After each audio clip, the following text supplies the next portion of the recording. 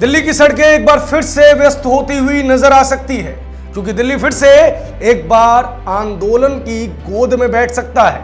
आज दिल्ली में संयुक्त किसान मोर्चा की अहम बैठक है, जिस बैठक में किसान आंदोलन फिर से शुरू करने की चर्चा होनी है।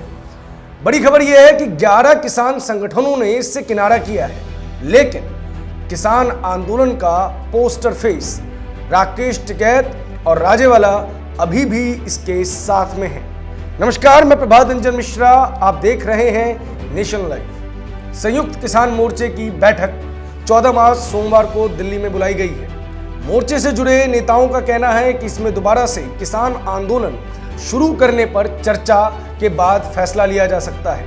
हालांकि पंजाब और यूपी में विधानसभा चुनाव के बाद एसकेएम से जुड़े करीब दर्जन भर किसान संगठन अब संघर्ष से किनारा करते नजर आ रहे हैं। वहीं भारतीय किसान यूनियन के राष्ट्रीय प्रवक्ता राकेश टिकैत ने कहा कि वे एसकेएम के साथ हैं। दिल्ली बैठक पर अब सबकी निगाहें हैं। संयुक्त किसान मोर्चा की दिल्ली में सोमवार को प्रस्तावित बैठक को लेकर मीडिया में चल रही चर्चाओं को देखें तो कहा जा रहा है कि एसकेएम फिर से किसान आंदोलन शुरू करने पर फैसला ले सकता है। आंदोलन को स्थगित करने के दौरान कई मुद्दों पर केंद्र सरकार से हुई वार्ता भी सिरे नहीं चढ़ी है। ना तो एमएसपी पर कोई वार्ता हुई है और ना ही किसानों पर दर्ज सभी केस वापस लिए गए हैं। कई अन्य मुद्दे भी हैं, अभी अधर में लटके हुए हैं। आज की बैठक में इन पर विस्तार से चर्चा की जानी है। आपको बता दें कि इस वक्त की बड़ी खबर है कि एसकेएम में फूट पड़ती दिखाई दे रही है। पंजाब विधानसभा चुनाव के बाद मुल्लापुर दाखा में किसान संगठनों की बैठक से 11 संगठनों ने किनारा कर लिया। बैठक में सभी 32 संगठनों को पहुंचने का संदेश भेजा गया था। उसमें से 18 संगठनों के नेता बैठक में मौजूद रहे। 3 संगठनों ने फोन पर अपनी सहमति दे दी। 3 से 4 घंटे चली बैठक में जबरदस्त होल्ला मचता रहा और कई मुद्दों पर किसान नेता आपस में जुबानी तौर पर भिड़ते रहे। बैठक में 14 मार्च को दिल्ली में एसकेएम की राष्ट्रीय स्तर बैठक की तैयारी, समीक्षा और एजेंडे पर विचार विमर्श किया गया। दूसरी तरफ भारतीय किसान यूनियन नेता राकेश टिकैत ने रविवार को कहा कि जो भी दल सत्ता में है, हमारी मांगे पूरी होने तक हमारा आंदोलन जारी रहेगा। मैं यूपी चुनाव के बारे में बात नहीं करना चाहता, सब खत्म हो गया, लेकिन 100% आंदोलन जारी रहेगा। मैं एसकेएम के साथ हूं।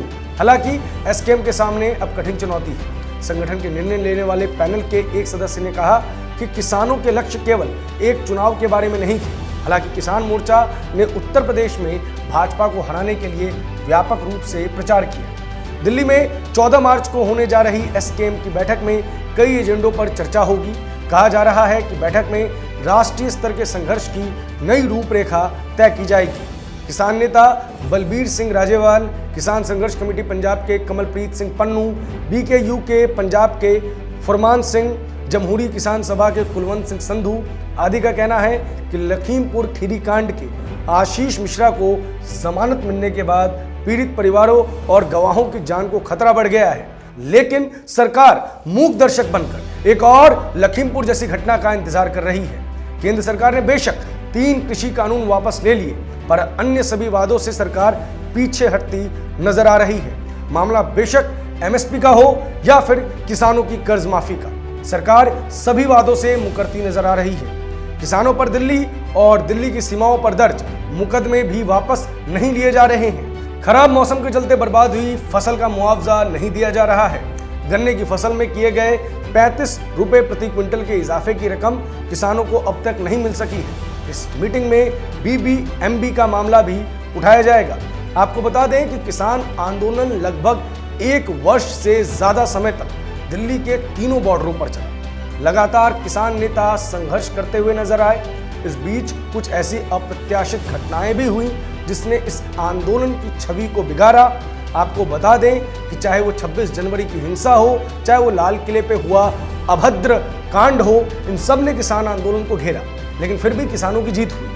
फिर कुछ किसान नेता योगी आदित्यनाथ और नरेंद्र मोदी के खिलाफ प्रचार करने उतरे, जिसने इस आंदोलन पर प्रोपेगेंडा चलाने का आरोप लगाया। इन आंदोलन के लोगों का किसी दल विशेष से प्रेम जतलाया। अब ये किसान आंदोलन समाप्त हो चुका था, लेकिन फिर से इसकी सुगबुगाहट तेज हो रही है।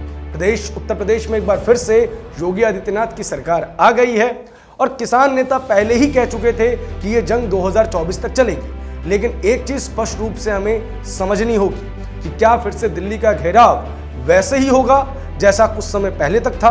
अगर ऐसा होगा तो किसकी जवाबदेही होगी उन लोगों के प्रति जिन्हें इस आंदोलन से दिक्कतें होती हैं। इस मामले से जुड़ी हुई सभी अपडेट्स नेशन लाइव आप तक लाता रहेगा। देश और दुनिया की सभी बड़ी खबरों के लिए हमारे साथ बने रहें। धन्यवाद।